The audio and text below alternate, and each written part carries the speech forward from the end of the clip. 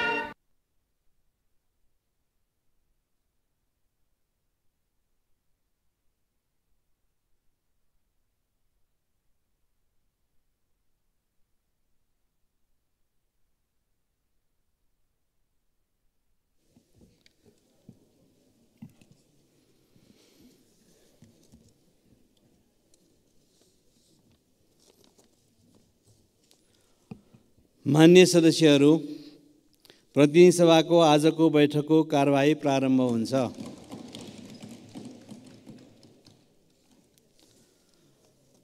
मान्य सदस्यहरू सबै उठ्नु भएको छ। के राख्नुपर्ने चाहिँ के छ समस्या?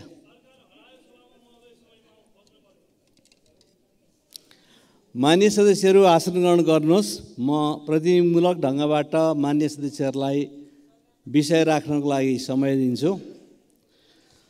सर्वप्रथम मान्य सदस्य श्री सूर्यबहादुर थापा छेत्रीलाई संक्षिप्तमा आफ्ना कुराहरू राख्न समय दिन्छु।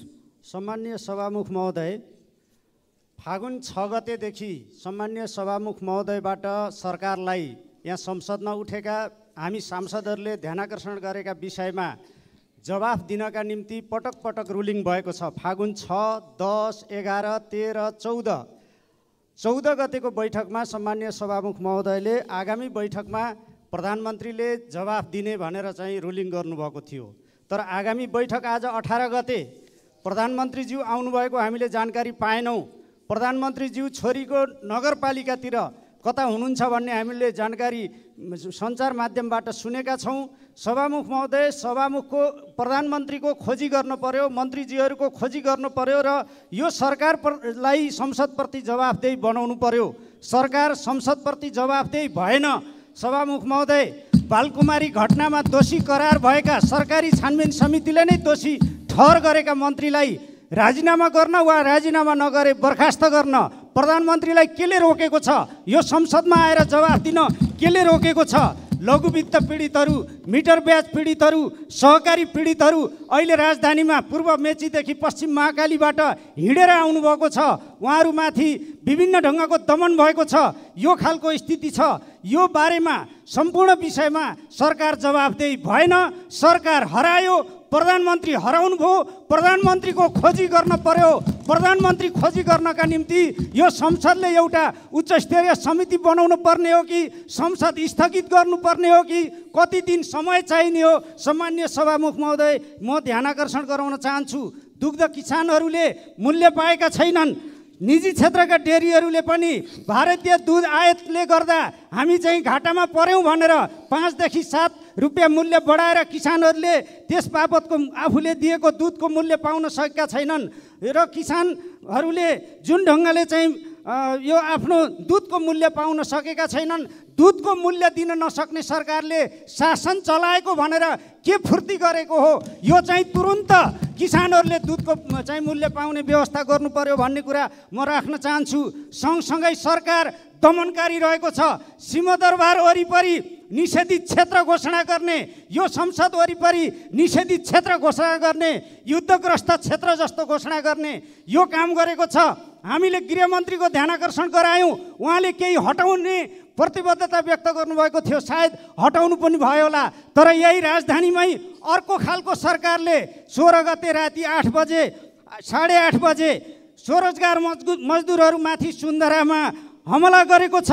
नानी मैया बस्नेत, बद्री देवकोटा र राधिका मैनाली सहित 1 दर्जनभन्दा बढी स्वरोजगार मजदुरहरू अहिले घाइते छन्। उनीहरू अस्पताल भर्ना भएका छन्। उनीहरू चाहिँ 1 महिनाभन्दा बढी उपचार गर्नुपर्ने स्थितिमा छन्। यो ढङ्गले निर्घात दमन गर्ने सबै प्रकारका सत्ताको यो दमनकारी चरित्र, यो रवैयाको हामी चाहिँ खेद प्रकट गर्छौँ। उनीहरूको शीघ्र स्वास्थ्य लाभको कामना गर्छौँ र उपचारको व्यवस्था गर्दछौँ। सम्मान्य सभामुख महोदय, र यो एउटा महत्त्वपूर्ण अर्को विषय छ। लुम्बिनी प्रादेशिक सरकारले नोबेल लरेटहरूको, नोबेल पुरस्कार विजेताहरूको अन्तर्राष्ट्रिय सम्मेलन भनेर मार्च 11 र 12 गते त्यहाँ गर्न गइरहेको छ। यो दिन नोबेल लरेटको यो जमघट 10 गते मार्च 10 तारिकका दिन त्यहाँ गर्ने गरी 10, 11 र 12 गते गर्ने गरी तय भएको थियो। त्यो सम्मेलन दलाई लामालाई समेत बोलाएर, विवादास्पद व्यक्ति दलाई लामालाई समेत बोलाएर उनले तिब्बतमा विद्रोह गरेको दिन भन्दै 10 गतेदेखि थाल्ने भनिएको थियो। त्यसलाई केही सच्याइएको छ। यहाँ परराष्ट्र मन्त्रीज्यूलाई पनि म ध्यानाकर्षण गराउन चाहन्छु कि यस्तो विवादास्पद सम्मेलन दलाई लामालाई समेत बोलाएर लुम्बिनीमा कस्तो खालको यो सम्मेलन गर्न चाहिँ सहमत भएको परराष्ट्र मन्त्रालय यस्तो विवादास्पद सम्मेलन आयोजना गरेर नेपाललाई सामरिक हिसाबले द्वन्द्वमा झोक्ने र नेपाललाई विवादित ढङ्गले त्यसमा चाहिँ जोड्ने ढङ्गले जुन काम गरिरहेको छ, यसको पनि म सरकारबाट अविलम्ब ध्यानाकर्षण गर्दै जवाफ माग गर्न चाहन्छु। नेपालको परराष्ट्र नीति विपरीत यस्ता कुनै पनि गतिविधि गर्न चाहिँ यो संसदले सरकारलाई रोक लाउन सामान्य सभामुखज्यू मार्फत चाहिँ यो म रुलिङको माग गर्न चाहन्छु र मन्त्रीहरूको राजीनामा नभएसम्म, प्रधानमन्त्रीले जवाफ नदिएसम्म यो संसद अगाडि बढ्ने कुराका निम्ति हामीले ध्यानाकर्षण गराइरहेको विषयमा सामान्य सभामुखज्यूबाट आफूले त्यो चेयरबाट गर्नुभएका रुलिङहरूलाई पनि स्मरण गरेर यो हाम्रो आन्दोलन जारी छ भन्ने कुरालाई मध्यनजर गरेर यो सरकारलाई यहाँ ल्याउने प्रबन्ध, सरकारलाई यहाँ उपस्थित गराउने प्रबन्ध, प्रधानमन्त्रीलाई संसदप्रति जवाफदेही गराउने प्रयत्नका निम्ति, प्रबन्धका निम्ति म फेरि पनि गम्भीर ध्यानाकर्षण गराउन चाहन्छु। आज आगामी बैठक हो कि होइन, म सामान्य सभामुख महोदय मार्फत गम्भीरतापूर्वक सोध्न चाहन्छु, विनम्रतापूर्वक सोध्न चाहन्छु। धन्यवाद। अब माननीय सदस्य राजेन्द्र प्रसाद लिङदेनलाई म समय दिन्छु। आफ्ना विषय संक्षिप्तमा राखिदिनु हुन म अनुरोध गर्छु। सम्माननीय सभामुख महोदय, करिब 1 महिनाको यात्रा तय गरेर मेची र महाकाली दुईतर्फबाट मिटर ब्याज पीडितहरू काठमाडौँमा आइपुगेका छन्। घाइते अवस्थामा आएका छन्, अशक्त अवस्थामा आइपुगेका छन्। सब कोहीले देख्न सकिन्छ त्यो अवस्था कस्तो छ भन्ने कुरा। सरकारले उनीहरूको समस्यामा सम्बोधन गर्नुको बदला सरकारले तिम्रो लागि ऐन बनाइदिएको छ, जाऊ मुद्दा हाल भनेर जवाफ दिइराखेको छ। अर्कोतर्फ सहकारी पीडितहरू लामो समयदेखि आन्दोलनमा छन्। लघुवित्तहरूको समस्या यही हाम्रो संसद भवनसम्म आइपुग्यो। दुग्ध उत्पादक कृषकहरू सडकमै छन्। समस्या कहाँ छैन?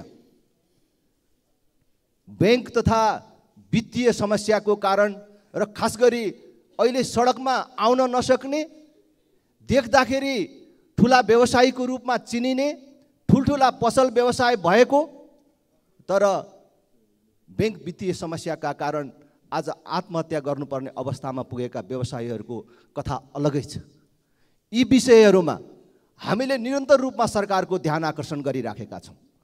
संसदका सबै माननीय सदस्यहरूले कुनै न कुनै ढङ्गले यो विषयमा आवाज उठाइराख्नु भएको छ। यही बिचमा रसियन सेनामा भर्ती भएका नेपालीहरूको बारेमा पनि चर्को रूपमा कुरा उठेको छ। हामीले त्यस विषयमा सङ्कल्प प्रस्ताव समेत दर्ता गरेका छौँ। तर सरकार फेरि पनि भन्छु, आँखा भएर पनि नदेख्ने, कान भएर पनि नसुन्ने, अन्धो र बहिरो भएर बसेको अवस्था छ। हामीले भर्खरै थाहा पायौँ र दुनियाँले थाहा पाएको छ, रसियन सेनामा भर्ती भएका अन्य देशका नागरिकहरूलाई उनीहरूको देशले फिर्ता लग्यो, भारतले फिर्ता ल्यायो।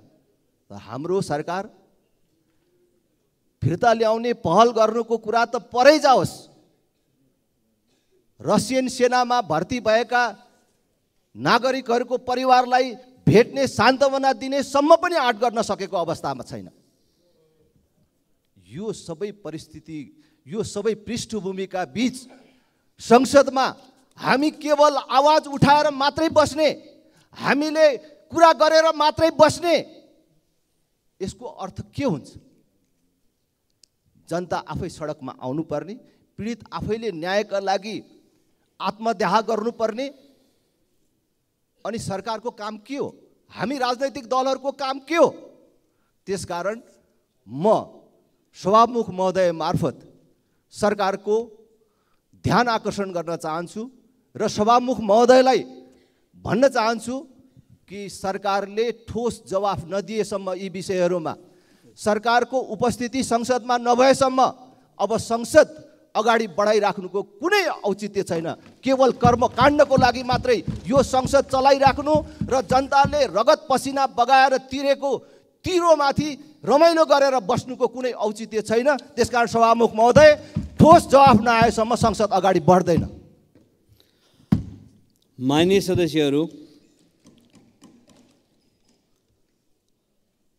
सदस्यहरूले दलगत रूपबाट पनि आफ्नो कुराहरू राखिसक्नु भएको छ। फेरि पनि किन उठिरहनु भएको छ? म माननीय सदस्यहरूलाई बस्न अनुरोध गर्छु।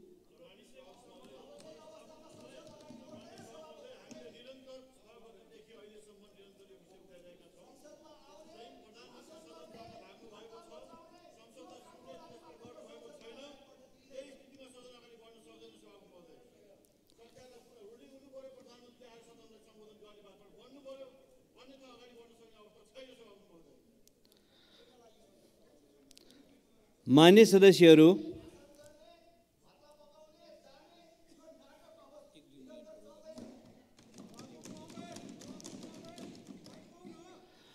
सदस्यहरू, आसन ग्रहण गरौँ अनि राख्नुपर्ने विषयहरूलाई व्यवस्थित ढङ्गबाट राख्दै जाउँ।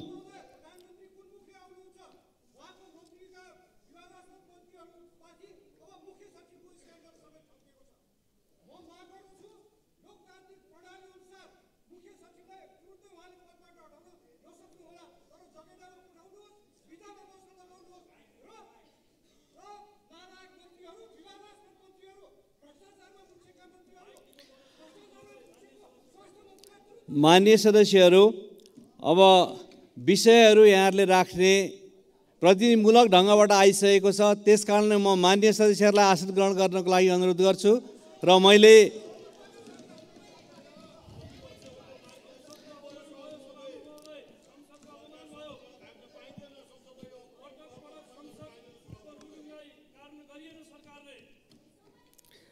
मान्य सदस्यहरू आसन ग्रहण गरेर सुनौँ, त्यस पछाडि चित्त बुझेन भने के गर्नुपर्छ बाँकी गर्नको लागि म अनुरोध गर्छु। मान्य सदस्यहरू आसन ग्रहण गरौँ।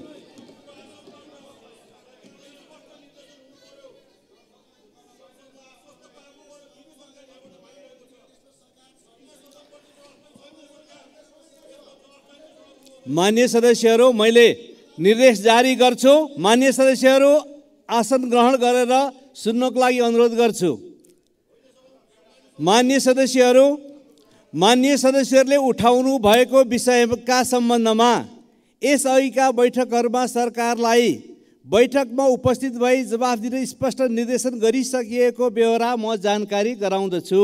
म यसलाई फेरि भन्दछु, माननीय सदस्यहरूले उठाउनु भएको विषयको सम्बन्धमा यसअघिका बैठकहरूमा सरकारलाई बैठकमा उपस्थित भई जवाफ दिन स्पष्ट निर्देशन गरिसकेको बेहोरा जानकारी गराउँछु।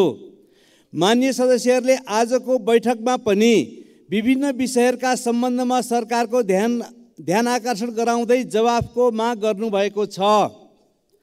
आज र यसअघि उठेका विषयहरूमा सभाको मिति 2080 साल फागुन 21 गते बस्ने बैठकमा उपस्थित भई जवाफ दिन नेपाल सरकारलाई म निर्देश गर्दछु। माननीय सदस्यहरू आसन ग्रहण गरौँ। अब म 2 मिनेटमा आफ्नो कुरा राख्नको लागि डाक्टर सीके राउतलाई समय दिन्छु। डाक्टर सीके राउत, माननीय सदस्य डाक्टर सीके राउत, माननीय सदस्य डाक्टर सीके राउत उहाँ हुनुहुन्न। अब म 2 मिनेटमा आफ्नो कुरा राख्नको लागि माननीय सदस्य हरि ढकाललाई समय दिन्छु। 2 मिनेट। सम्माननीय सभामुख महोदय, म प्रकाश सपुतको गीत यो देश मेरो पनि होइन र भन्ने गीत सम्झन चाहन्छु। स्थानीय निकायको चुनाव ताकाको गरिबीको चमेली बोलिदिने कोही छैन भनेर काठमाडौँमा बेसमारी गुन्जायमान भएको यो गीत पनि सम्झन चाहन्छु। अस्ति राति काठमाडौँ महानगरपालिकाको जुन यो फुटपाथ व्यवसायी माथि त्यहाँको सुरक्षा प्रशासनको ज्यादतीको हामी निन्दा गर्न चाहन्छौँ। सरकारलाई उक्त घटनाको छानबिन गर्नको लागि ध्यानाकर्षण गर्न चाहन्छौँ।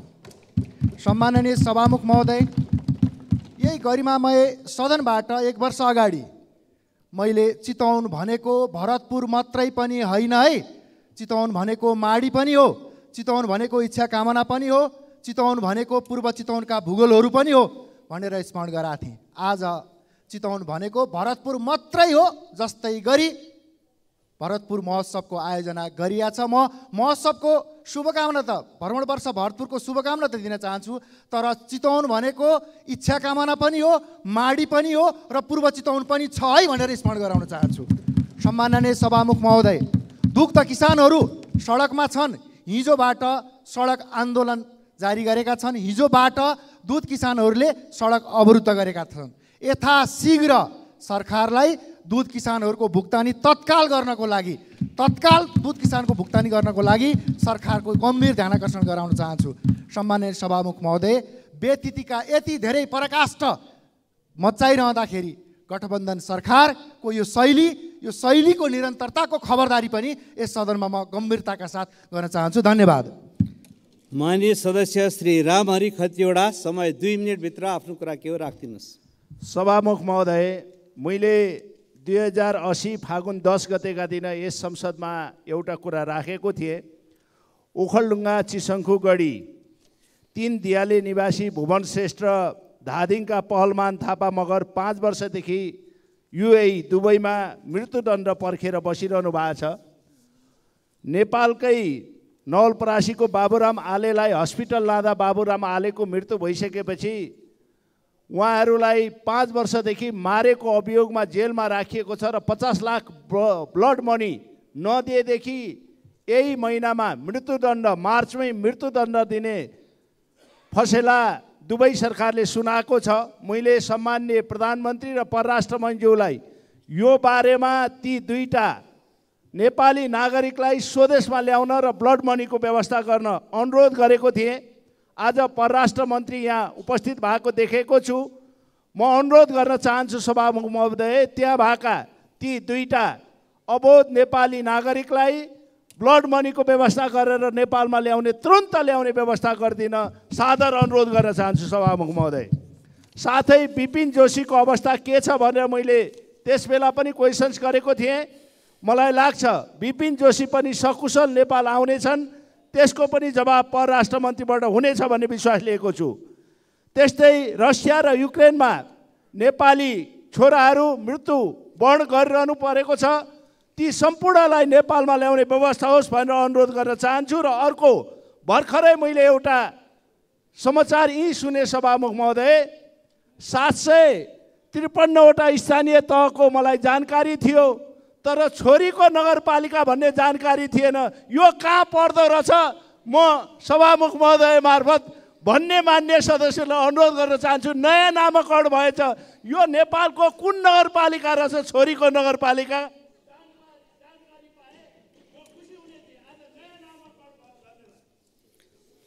मान्य सदस्यहरू, अब शून्य समयको कार्यक्रम प्रारम्भ हुन्छ। शून्य समयमा बोल्न चाहनुहुने मान्य सदस्यहरूको लागि 1 मिनटको समय निर्धारण गरिएको छ। सर्वप्रथम मान्य सदस्य श्री ठाकुर प्रसाद गैरे।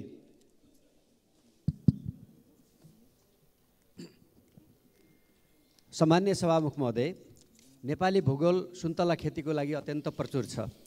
सुन्तला स्वास्थ्यका लागि लाभदायक पनि छ र अत्यन्त मिठो फल पनि छ। भारतले आँपलाई, जापानले हलुवा बेतलाई राष्ट्रिय फल बनाएको छ। त्यसै गरी नेपालले सुन्तलालाई राष्ट्रिय फल घोषणा किन नगर्ने? म सरकारको ध्यानाकर्षण गर्न चाहन्छु। सुन्तलालाई नेपालको राष्ट्रिय फल घोषणा गरी त्यसअनुसारको विकासको निम्ति बजेट सहितको प्रबन्ध गरियोस्। नेपालमा वर्षेनी करिब 30 अर्ब 61 करोडको सुन्तलाको कारोबार हुने गरेको छ।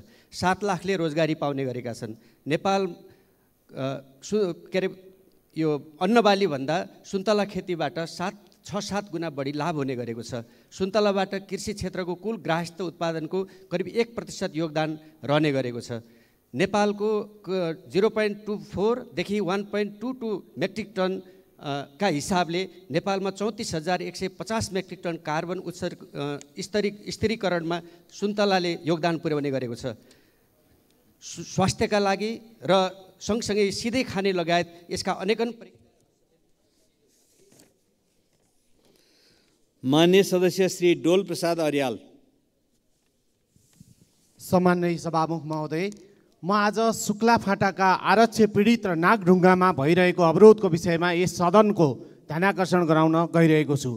तत्कालीन शाही शुक्लाफाटा वन्यजन्तु आरक्ष विस्तार गरेपछि कञ्चनपुरका हजारौँ स्थानीयवासीहरू विस्थापित हुनु पर्यो। सरकारले ती परिवारलाई अन्यत्र स्थानान्तरण गरेर सट्टा भर्ना गर्ने भनिए पनि आधाभन्दा बढी परिवारले 25 वर्ष बितिसक्दा समेत जग्गा पाउन सकेका छैनन्। पीडितका लागि छुट्याइएको जग्गा हाल भूमि आयोगले अन्य व्यक्तिलाई वितरण गर्न लागेको भनेर अख्तियार दुरुपयोग अनुसन्धान आयोगमा उजुरी परेको अवस्था छ।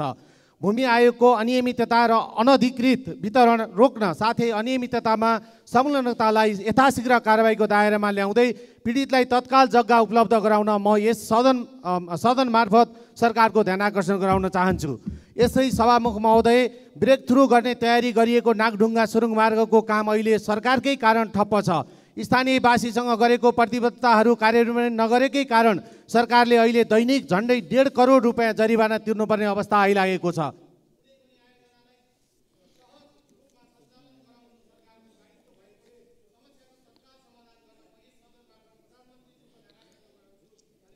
माननीय सदस्य डाक्टर तोसीमा कार्की। सम्माननीय सभामुख महोदय, खगेन्द्र नवजीवन केन्द्रसँग सरकारी बजेट छ। दर्जनौं रोपनी जग्गा छ। व्यापारिक भवन र सटरहरू पनि रहेछ। दाताबाट लाखौँ रकम उठ्ने तर पारदर्शिता छैन। निःशुल्क हुनुपर्नेमा एकै परिवारबाट 55 लाखसम्म उठाइएको विद्यार्थीबाट 6,000 मासिक उठाइदो रहेछ। गोकर्णेश्वरमा एकै कोठामा 7-8 जना कोचेर राखिने रहेछ। दिशा पिसाब गनाएको अवस्था छ। धेरै दिनसम्म बाँधेर राखिएको छ। नियमित उपचार छैन। पिसाब थैली पनि समयमा फेरिँदैन रहेछ। केन्द्रले ती अपाङ्गता भएका नागरिकहरूलाई नवजीवन होइन नर्क जीवन दिएको रहेछ। बैंकमा समस्या आएर पैसा जोखिममा पर्दा राष्ट्र बैंकले व्यवस्थापनको जिम्मा लिन्छ भने संस्थामा समस्या आएर मानवीय क्षति हुन सक्नेमा राज्यले व्यवस्थापनको जिम्मा लिनुपर्ने होइन र? सभामुख महोदय, म यहाँ अनुरोध गर्दछु सरकारसँग तत्कालै कुनै रेस्क्यु कार्यदल बनाएर केन्द्रको व्यवस्थापन जिम्मामा लियोस्। साँच्चै नै हामीले पाठ्यक्रममा समेत पढाउने गरेको यो केन्द्र साँच्चैको नवजीवन केन्द्र बनोस्। धन्यवाद। माननीय सदस्य श्री दीपक खड्का। सभामुख महोदय, म सरकारको जवाब चाहन्छु सभामुख मार्फत। असार 2 गते गएको बाढीले पुर्याएको 3टा जिल्लाको क्षतिका विषयमा सबै सम्मानित सदन जानकार छ। प्रधानमन्त्रीज्यू जानकार हुनुहुन्छ। मान्छे हराएका छन्, मान्छेको मृत्यु भएको छ, व्यवसायहरू मारमा परेका छन्, किसानहरूको खेती बाली सबै उडेका छ। यस विषयमा सरकार किन निर्णय गर्दैन? यसको स्पष्ट जवाब चाहन्छु सभामुख मार्फत। सम्मान्य सभामुख महोदय, सङ्खुवा सभाको किमाथाङका नाकामा कोभिड अगाडि सुत्केरी भएर आएको महिला नाका बन्दका कारण बच्चा ठुलो भइसक्यो, घर जान पाएन। अहिलेसम्म नाका खुल्दैन, के कारण हो? म सरकारको जवाफ चाहन्छु सम्माननीय सभामुख महोदय। अहिले लघुवित्त सहकारी दुग्ध किसानको समस्याहरू जल्दोबल्दो रूपमा सडकमा आइसक्यो, सरकार किन भन्छ? यसको पनि म जवाफ चाहन्छु। यिनै कुराहरूको म निवेदन गर्दछु। धन्यवाद। माननीय सदस्य श्री दीपा शर्मा। सम्माननीय सभामुख महोदय, जति कुरा गरे पनि सरकारले नसुन्ने कुराको आज पनि यो सदनमा पुष्टि भएको छ। म नसुने पनि सुनाउन, जबरजस्त सुनाउन चाहन्छु। राष्ट्रिय गौरवका आयोजनाहरूमध्ये बाँकेमा रहेको सिक्टा सिँचाइ आयोजना अहिले पनि अलपत्र छ। 2063 सालदेखि सुरु भएको त्यो आयोजना बजेट अभावका कारणले अलपत्र परेको कुरा म यो सदन मार्फत सरकारलाई सुनाउन चाहन्छु।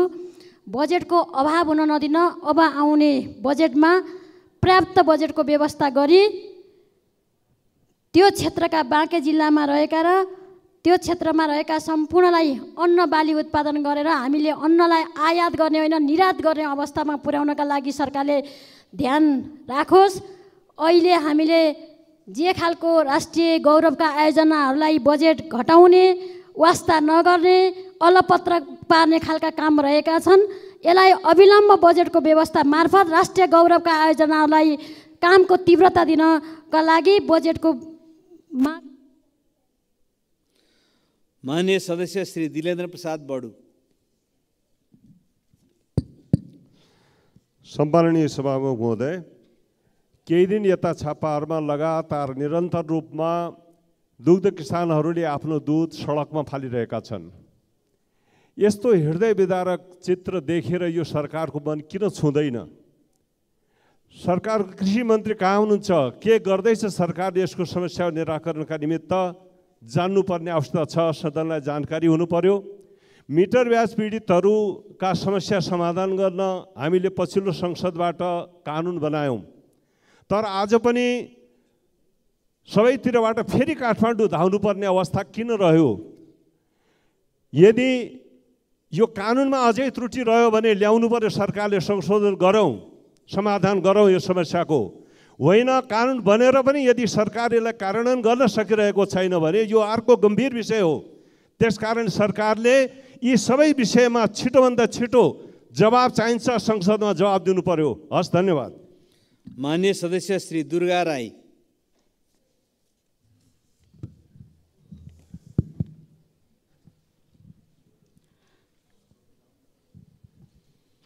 सम्माननीय सभामुख महोदय, जनताको सर्वोच्च जनप्रतिनिधिमूलक सम्मानित सदनमा संविधानको मातहतमा रही मुलुकको हित र आम नागरिकको समस्याको समाधान गर्नको लागि हाम्रा बहस र छलफलहरू केन्द्रित गर्नुपर्ने हो, तर हाम्रो ध्यान त्यतातिर गएको देखिँदैन। हामी कार्यतालिका बनाएर संसद सञ्चालन गर्नुपर्छ भनेर कुरा गर्छौँ, कार्यतालिका तयार भएर आउँछ, फेरि केही न केही बहाना गरेर संसद अवरोध गर्छौँ किन? कहिले प्रधानमन्त्रीको राजीनामा त कहिले मन्त्रीहरूको। त्यसरी सजिलै हुने भए संविधानको धारा 76 चाहिँदैन भन्न खोजिएको हो। सभामुख महोदय, प्रतिपक्षको सरकारको विरोध गर्नु गुण र दोषको आधारमा गर्नुपर्ने हो नि। हरेक कुराको पूर्वग्रही ढङ्गबाट सम्बन्धित संसद अवरोध गर्ने शैली बेठिक छ। हामीले कस्तो खाले लोकतन्त्रको विकास गर्दैछौँ? अर्को कुरा सभामुख महोदय, आकस्मिक समयमा बोल्दा समय निर्धारण गर्नु पर्यो। धन्यवाद। माननीय सदस्य श्री देवप्रसाद तिमल सेना। सम्मानीय सभामुख महोदय, दुध किसानहरू अत्यन्त पीडित भएका छन्। यसको बारेमा योभन्दा अगाडिको अधिवेशनमा पनि दसैँ अगाडि मैले कुरा उठाएको थिएँ। अरू सबैको भुक्तानी रोकेर किसानको दुधको भुक्तानी दिनु पर्यो भनेर सरकारले नसुनेको अवस्था छ। कृषकहरूले आफ्नो दुधको भुक्तानी लिनलाई रोडमा बस्नुपर्ने अवस्था, चक्काजाम गर्न पर्ने अवस्था। अस्ति मात्रै रौतडमा चक्काजाम 2 घन्टा भयो। दुधको भुक्तानी लिनलाई चक्काजाम गर्नु पर्यो भने किसानले के गरी दुध उत्पादन गर्न सक्छ, के गरी बेच्न सक्छ? त्यसकारण दुधको भुक्तानी सम्मानीय सभामुख महोदय तुरुन्तै दायाँ बायाँ नहेरिकन सरकारले अर्को 21 गतेको चाहिँ बैठकमा दुधको भुक्तानी दिएको जानकारी कृषि मन्त्रीले चाहिँ यहाँ आएर सदनमा बोल्नु पर्यो भनेर जोरदार माग गर्न चाहन्छु। र कृषकले लम्की स्किनबाट ठुलो क्षति बिहोरेको त्यसको क्षतिपूर्ति पाउने भनेको छैन, त्यसको पनि क्षतिपूर्ति यथाशीघ्र किसानले पाउनु पर्यो। जसले गोबर सोरेर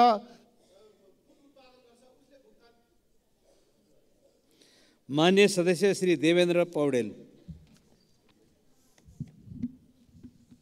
सम्माननीय सभामुख महोदय, यो सङ्घीय लोकतान्त्रिक गणतन्त्र, धर्मनिरपेक्षता, समावेशी समानुपातिकता जस्ता प्रणाली ल्याउनको निम्ति हजारौँको बलिदान, रगत, आँसु, पसिना बगेर यो व्यवस्था आएको हो।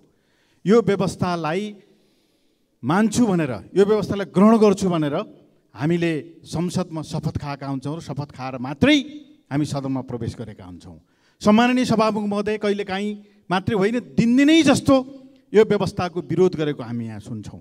सम्माननीय सभामुख महोदय मार्फत म भन्न चाहन्छु, शपथ खाएर आइसकेपछि, यो संविधान मान्छु भनिसकेपछि यो प्रणाली र व्यवस्थाको विरोध गर्न पाइन्छ र सम्माननीय सभामुख महोदय, र यो कुराको गम्भीर ध्यानाकर्षण गराउनको निम्ति सम्माननीय सभामुख महोदय मार्फत म विशेष अनुरोध गर्न चाहन्छु। धन्यवाद। मान्य सदस्य श्री धनबहादुर बुढा।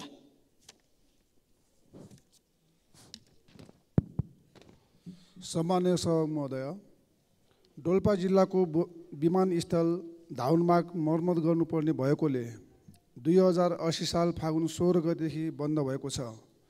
त्रिपुरा सुन्दरी नगरपालिका वार्ड नम्बर 7 स्थित मसिनेचौर विमानस्थल निर्माण कार्य सम्पन्न भएको 1 वर्ष बितिसक्दा मैले बारम्बार पहल गर्दा पनि हवाई जहाज उडान परीक्षण हुन सकेको छैन।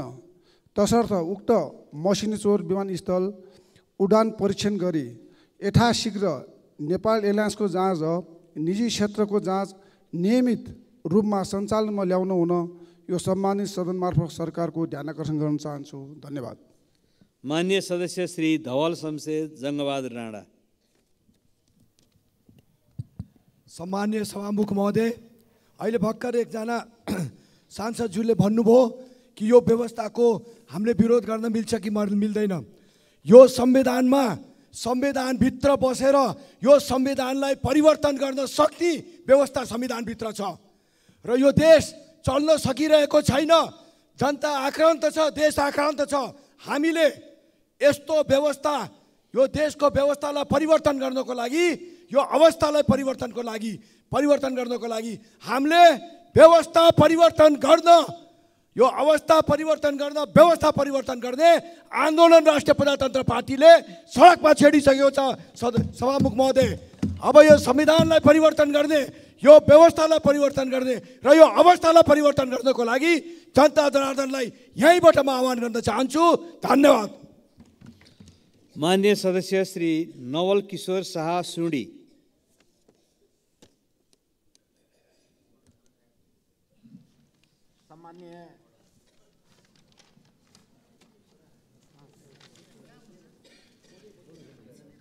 सम्माननीय सभामुख महोदय, आज यो समस्या त हाम्रा सम्पूर्ण साथीहरू उठाइराख्नु भएको छ।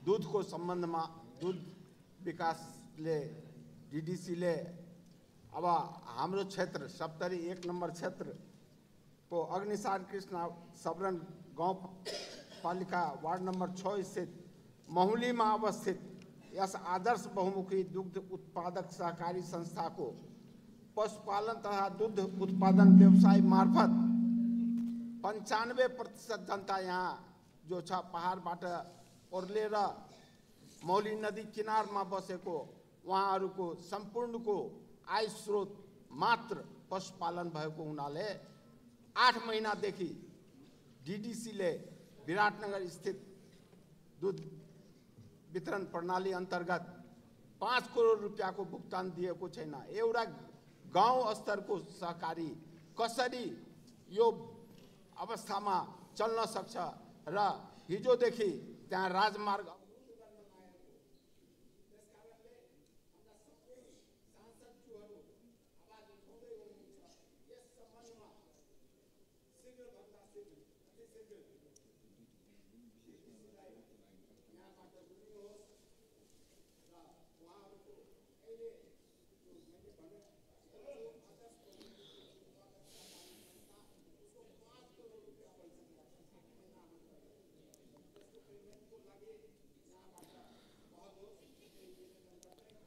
माननीय सदस्य श्री नारायणी शर्मा।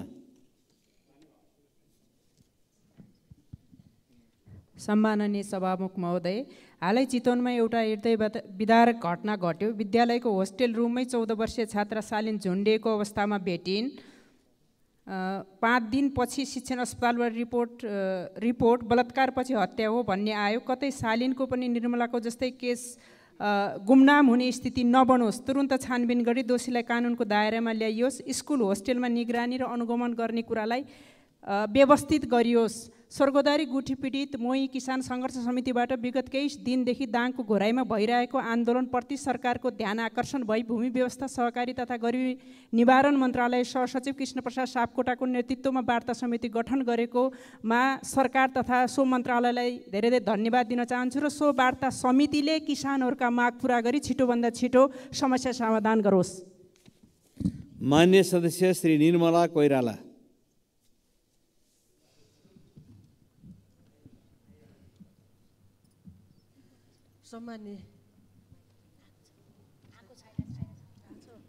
सम्मान्य सभामुख महोदय, हामीले पटक पटक सम्बन्धित सदनमा मिटर ब्याजी र लघुविद्युत पीडितले भोग्नु परेका समस्याहरू उठान गरिरहेका छौँ। पीडितहरू न्याय खोज्दै 23 दिनको पैदल यात्रा पश्चात अहिलेसम्म 5 पटक काठमाडौँ आइसकेका छन्। पीडित महिलाहरू, ज्येष्ठ नागरिकहरू पैदल यात्रा गर्दा एकातिर पैतालाका छाला खुइलेर चर्याइरहेका घाउ बोक्दै काठमाडौँका सडकमा न्याय माग्दै हिँडिरहँदा सरकारलाई कति पनि छुन सकेको छैन। उल्टै पीडितहरूलाई धरपकड गर्ने काम भएको छ। सभामुख मार्फत अब कति पनि विलम्ब नगरिकन मिटर ब्याजी पीडितहरूका काम माग पुरा गर्न पीडितहरूलाई घर फर्कने वातावरण सिर्जना गर्न म सभामुख मार्फत सरकारको ध्यान आकर्षण गराउन चाहन्छु। धन्यवाद। मान्य सदस्य श्री निशा डाङ्गी। सम्माननीय सभामुख महोदय, छिटो र सुरक्षित यात्राका लागि हवाई सेवा मानिन्थ्यो, तर हिजो आज हवाई सेवाको गलत भाष्य निर्माण भइरहेको छ। कहिले दुर्घटना त कहिले घण्टौँसम्म डिले भएर मौसमका कारण डिले हुनु अस्वाभाविक होइन। तर सभामुख महोदय, अति आवश्यक उपकरण सहितको मौसम पूर्वानुमान महाशाखा छ, तर एक अर्कासँग राम्रोसँग समन्वय नहुँदा डिले हुने पूर्व सूचना यात्रुलाई दिन सकिरहेको छैन। यात्रुले 1 मिनेट ढिला गरेमा जहाज नली उड्छ, तर यात्रु घण्टौँसम्म कुर्नुपर्ने विडम्बना यो कस्तो हो सभामुख महोदय? अन्य देशमा डिले हुने पूर्व सूचनाको जानकारी मोबाइलमा आउँछ, तर हाम्रो देशमा एयरपोर्टमा गएपछि मात्रै थाहा हुन्छ। सभामुख महोदय, विशेष गरी यस समस्याले बिरामी र ज्येष्ठ नागरिकहरू थप पीडामा परेका छन्। समयको बचत र अति आवश्यक कामको लागि यात्रुले महँगो हवाई भाडा तिरेर यात्रा गरेका हुन्छन्। त्यसैले डिले हुने पूर्व सूचनाको प्रभावकारी बनाउन सभामुख मार्फत सम्बन्धित निकायको ध्यानाकर्षण गराउन चाहन्छु। धन्यवाद। मान्य सदस्य श्री प्रतिमा गौतम।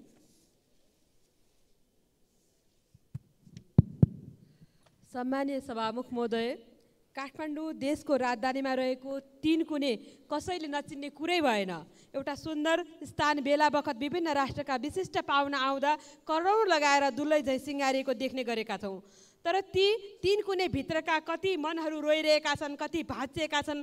त्यहाँका कथा व्यथा कारुणिक छन्। आफ्ना बाउ बाजे पुर्खाले आर्जेको जमिन सरकारले विकासको आवश्यकता महसुस गरी आफ्नो पोल्टामा लिएको दशकौँ भयो, तर त्यहाँका बासिन्दाहरूलाई सम्बोधन गर्ने विषयमा सरकारले चासो देखाएको छैन। उक्त जग्गा धनीहरूलाई दिनुपर्ने उचित मुआब्जा क्षतिपूर्तिको विषयमा सरकार कहिले गम्भीर भएन। यो विषय आउँदा सरकार सधैँ चिर निन्द्रामा रह्यो। सभामुख महोदय, व्यक्तिको सम्पत्ति सरकारले लिँदा के तिनीहरूलाई उचित क्षतिपूर्ति मुआब्जा दिनु पर्दैन? कति वर्षसम्म कुर्नु पर्ने हो या दिँदै नदिने हो? सरकारले अब स्पष्ट जवाफ दिनु पर्यो। यसरी जनतालाई अन्योलताको भुङ्ग्रोमा पिल्स्याउने काम बन्द गरी यथाशीघ्र उचित मुआब्जा दिने कार्य गरियोस् भन्दै सभामुखज्यू मार्फत सरकारको गम्भीर। माननीय सदस्य श्री प्रतीक्षा तिवारी। सम्माननीय सभामुख महोदय, 1 मिनेटको शून्य समयमा मान्यज्यूहरूले उठाउनु भएको विषय यो सरकारले सुन्न सकेन, बुझ्न सकेन, सम्बोधन गर्न सकेन। तसर्थ सम्मान्य सभामुख महोदय, यो शून्य समय 1 मिनेटबाट बढाएर 3 मिनेट गर्न सभामुखज्यूको ध्यानाकर्षण गराउन चाहन्छु। सभामुख महोदय, यो सरकार साँच्चीकै जनतालाई नटेरेको हो कि प्रतिपक्षलाई सदनलाई नटेरेको हो कि भन्ने आवाज चाहिँ जनतालाई भइसकेको छ। मिटरबाजीका पीडितका समस्या, लघु वित्त सहकारीका समस्या र दुग्ध उत्पादन गर्ने जुन दुग्ध किसानहरूका चाहिँ समस्या छन् त्यो सरकारले सुन्नु पर्दैन, सम्बोधन गर्नु पर्दैन। सभामुख महोदय, तसर्थ यो सरकारलाई गम्भीर ध्यानाकर्षण गराउन चाहन्छु कि यी जनताका समस्या सरकारले आँखा खोलेर कान सुनेर जनताका प्रत्यक्ष समस्या यी नेपाली नागरिकका समस्या हुन् भन्ने ढङ्गले समाधान गरोस्। माननीय सदस्य श्री प्रदीप यादव। सम्मानीय सभामुख महोदय, नेपाल सरकारले केही दिन अगाडि टिकटकमा प्रतिबन्ध लगायो, जुन स्वागत योग्य निर्णय थियो। किनभने सामाजिक सञ्जाललाई टिकटकले दुरुपयोग गरेर विभिन्न समुदाय, धार्मिक, सांस्कृतिक र वेशभूषाका व्यक्तिहरू बीचको सामाजिक सद्भाव र पारिवारिक एकतामाथि खलल पुर्याउने काम गरिरहेको थियो। त्यसको लागि टिकटक नै सबैभन्दा बढी माध्यम बनाइएको थियो र अहिले पनि बनाइएको छ। किनभने टिकटकमा नेपाल सरकारले प्रतिबन्ध लगायो तर कागजमा नै सीमित भयो। नेपाल सरकारको निर्णय केही इन्टरनेट सेवा प्राध्यापक कम्पनीले टेरेको छैन, टिकटक चलाइ नै राखेको छ। नेपाल सरकारको निर्णय केही इन्टरनेट सेवा प्रदायकले मानेको छैन भने सरकारले सक्दो कारवाही गर्नु पर्यो र सरकारसित हिम्मत छैन भने पूर्ण रूपले टिकटक चाहिँ खुला गरिदिनु पर्यो। किनकि नेपाल सरकारको टेक्नोलोजी नै कमजोर छ। यही भारतमा टिकटक प्रतिबन्ध छ तर कुनै पनि माध्यम। माननीय सदस्य श्री बद्री प्रसाद पाण्डे। मनसुन सुरु हुन करिब 3 महिना मात्र बाँकी छ। वैशाख जेठपछि गरिने विकास बजेटको चरम दुरुपयोग र आयोजनाहरूको गुणस्तरहीनताले अभिशप्त असारे विकासका नाममा लाञ्छित छ। चालु आर्थिक वर्षको 8 महिना बितिसक्दा 20% हाराहारी मात्र पुँजीगत खर्च हुनुले यसपटक पनि यो नियति दोहोरिने हो कि भन्ने चिन्ता बढाएको छ। यस वास्तविकतालाई गम्भीरतापूर्वक लिँदै निर्माण कार्यमा द्रुत प्रणाली अपनाउन साथै पिछडिएको क्षेत्रको इपिसेन्टरकै रूपमा रहेका जिल्लाहरू बाजुरा, हुम्ला, मुगु, कालीकोट, अछाम र बझाङको जीवनस्तरमा प्रत्यक्ष प्रभाव पार्न सक्ने सेती लोकमार्ग, कर्णाली करिडोर, साँपेबगर, मार्तडी, कोल्टी लगायतका सडकहरूको निर्माण, गुणस्तर सुधार र सडक खण्डका पुलहरूको निर्माणमा उच्च प्राथमिकताका साथ कार्यान्वयनमा तीव्रता दिन सम्माननीय सभामुखज्यू मार्फत नेपाल सरकारको गम्भीर ध्यानाकर्षण गर्न चाहन्छु। धन्यवाद। जय नेपाल। माननीय सदस्य श्री बलराम अधिकारी।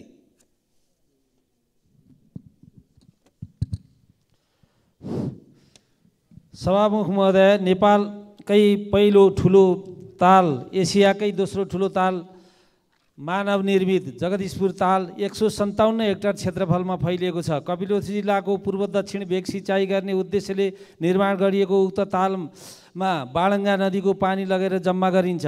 हाल उक्त नहरले 6300 हेक्टर जमिन सिँचाइ गर्दै आएको छ भने हजारौँ चराचुरुङ्गीहरू रमाउने गर्दछन्।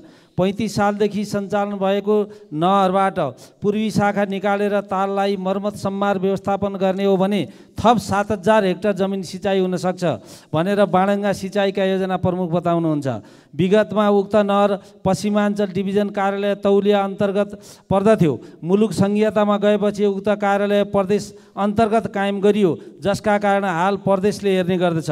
जबकि 5000 हेक्टर भन्दा कम क्षेत्रफल सिँचाइ हुने योजनाहरू मात्रै प्रदेशले हेर्ने नीति बनाइएको छ। तसर्थ बाणङ्गा सिँचाइ योजनालाई सङ्घ अन्तर्गत कायम गरी खेर गइरहेको बाणङ्गा नदीको पानी सदुपयोग गरेर थप। माननीय सदस्य श्री वासुदेव घिमिरे। सम्माननीय सभामुख महोदय, स्वास्थ्य बिमा कार्यक्रम स्वास्थ्य सेवामा सर्वसाधारणको सहज पहुँच पुर्याउने सामाजिक सुरक्षाको एक महत्त्वपूर्ण कार्यक्रम हो। 2072 सालबाट सुरु भएको यो कार्यक्रममा हाल झन्डै 22,16,000 परिवारका 71,81,000 नागरिक आबद्ध छन् भने बिमाको सुविधा 440 स्वास्थ्य संस्थामा उपलब्ध छ। स्वास्थ्य बिमा आफैमा लोक कल्याणकारी कार्यक्रम भए पनि यसको प्रभावकारितामा गम्भीर समस्याहरू देखेका छन्। सीमित अस्पतालमा मात्र बिमा सुविधा पाइने भएकोले ती अस्पतालहरूमा बिरामीको अधिक चाप हुँदा बिमितलाई सहज रूपमा सेवाभन्दा शास्ति बढी भएको छ। प्रक्रियागत झन्झट, समयमा उपचार नहुने र धेरैजसो औषधि नपाइने समस्यालाई हटाउन म सरकारको ध्यान आकर्षण गराउन चाहन्छु। यस्तै सेवा प्रदायक अस्पतालको सेवालाई गुणस्तरीय बनाउँदै थप सरकारी, सामुदायिक तथा निजी स्वास्थ्य संस्थामा समेत स्वास्थ्य बिमा सेवा विस्तार गर्न सरकारसँग जोरदार माग गर्दछु। धन्यवाद। मान्य सदस्य श्री बिन्दवासिनी कंसकार। सम्माननीय सभामुख महोदय, इलाम क्षेत्र नम्बर 1 हुँदै क्षेत्र नम्बर 2 जोडिने खुदनाबारी सडक लामो समयदेखि अल्पत्र अवस्थामा छ। जम्मा लम्बाइ 25 किलोमिटर मात्र रहेको यो सडक झापाबाट इलाम बजार पुग्ने सबैभन्दा छोटो सडक हो। इलाम सडक डिभिजन कार्यालयका अनुसार आर्थिक वर्ष 79-80 मा 23 करोडको बजेट विनियोजन भई निर्माण सुरु हुने निर्णय भएको छ, तर 1 करोड मात्रै बजेट आएको हुँदा 1 करोडले सडक सरसफाइ गर्ने समेत नपुग्ने जानकारी प्राप्त भयो। 80-81 को बजेटमा यो सडकको लागि कुनै रकम नै नछुट्याएको कुरा बाहिर आइरहेको छ। यस सडकलाई हरेक पटक राजनीति गर्ने हिसाबले हेरिएको छ। हरेक उम्मेदवारले आफ्नो घोषणा पत्रमा राख्ने गर्छन्, तर चुनावपछि सबैले बिर्सिन्छन्। सभामुखज्यू, यसरी इलामका जनताको स्वास्थ्य व्यवसाय र किनमेलदेखि हरेक दिनाचार्य प्रत्यक्ष जोडिने यो बाटो अविलम्बन प्राप्त बजेट विनियोग रूपमा पुरुष किसानहरूमा केन्द्रित छ। प्रत्येक 3 घर परिवारमा कम्तीमा